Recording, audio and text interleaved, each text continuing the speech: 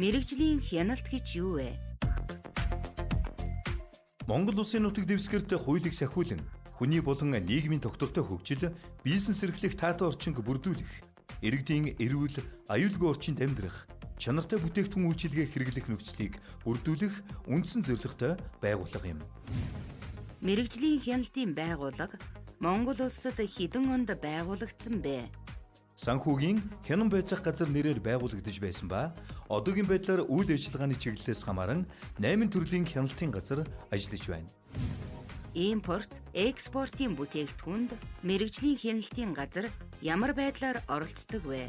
Импорт экспортын барааны хувьд мэргэжлийн хяналтын байгууллагаар бараа бүтээгдэхүүнийг шалгуулж, тухайн бараа нь эрүүл мэндийн шаардлага хангаж байна уу?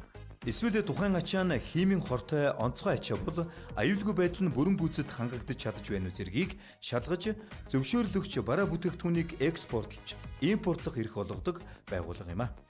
Жишээ нь хүнсний бүтээгдэхүүн импортлоход мэргэжлийн хяналтын газарт бүтээгдэхүүний дээжийг өгч, шинжилгээнд хамруулан барааны чанарын гэрчилгээ болон эрүүл ахуйн гэрчилгээг авах ёстой.